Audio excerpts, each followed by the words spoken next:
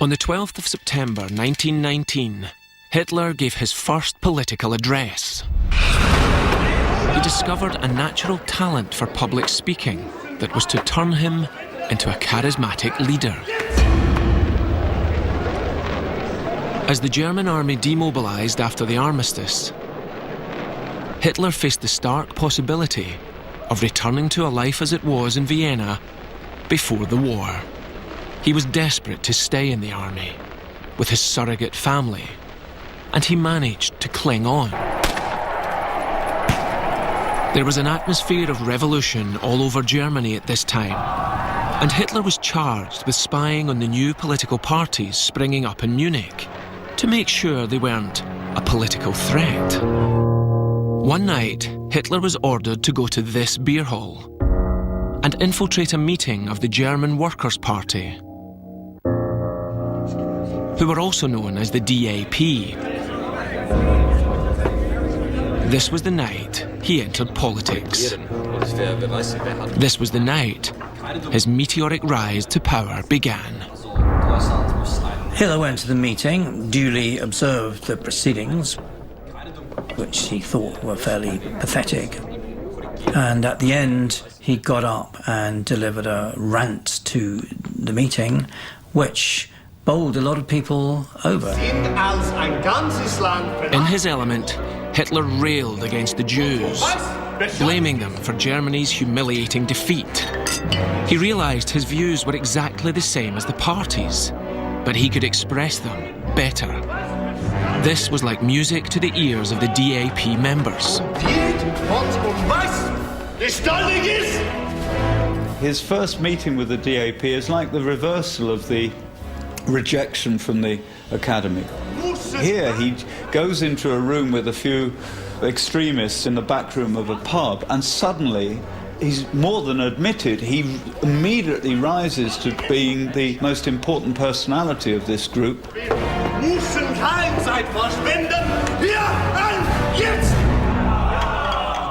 Adoration, recognition, these are things that are really like oxygen to a narcissist.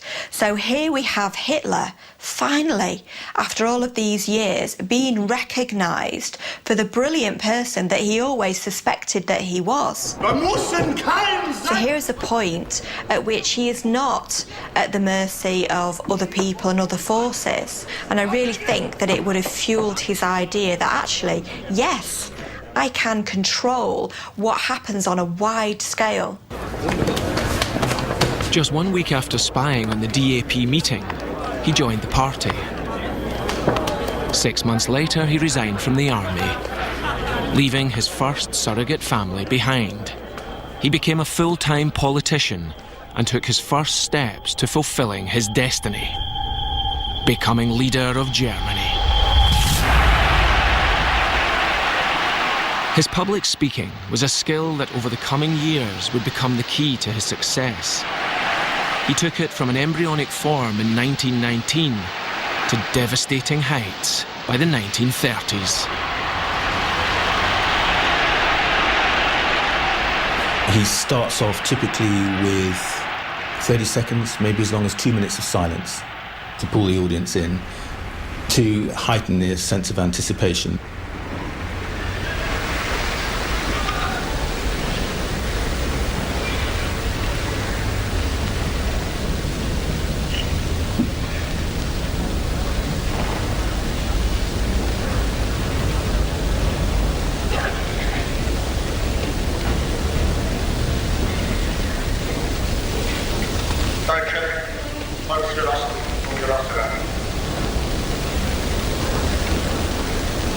The beginning of the speech will be slow, formal, quite restrained.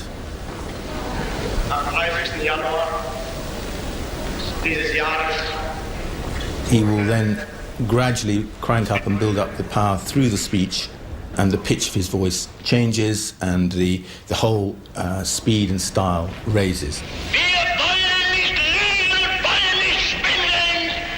His natural dialect was South Bavarian, a kind of country yokel style, if you like, very slow. But in his speaking, he adopted a much more formal Hochdeutsch, North German, for his speeches. The interesting thing is that when he was being most emotive, he would then slip back into his South Bavarian accent, and that would be where the emotions really came through. Eigene Beharrlichkeit, dann werden wir wieder emporsteigen, genau wie die Väter einst auch Deutschland nicht geschenkt erhielten, sondern selbst schaffen mussten. What we all associate with the Hitler speech is the idea of the tirade, the rant. This is absolutely intended. Wenn wir in der Partei durch unser aller Zutun die höchste Verkörperung des nationalsozialistischen Gedankens und Wesens verwirklichen. It's not Hitler himself who was quite restrained as a person, but he used this tirade device to heighten the emotions of his audience. Dann wird einst neben die herrliche, ruhmreiche Armee den alten, stolzen Waffenträgern unseres Volkes. The idea is that he was so overtaken by the message that rather like a preacher, it all comes pouring forth, as though he's not really speaking at all. It's almost the power of tongues that he's giving out this divine message.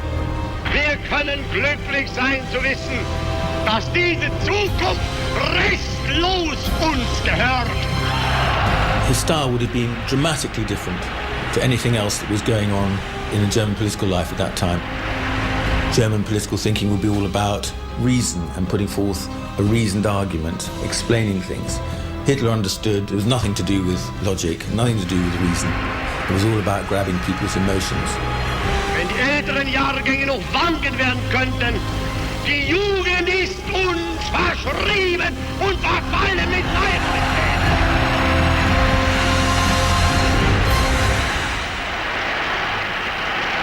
It's absolutely manipulative, and it's brilliantly successful. And it was turned to devastating and terrible consequences. He was probably the first, and still maybe the only politician who really understood that it's nothing to do with the op-ed pieces in the papers. It's about persuading masses of people that you are right, and you're the only person that's going to be right.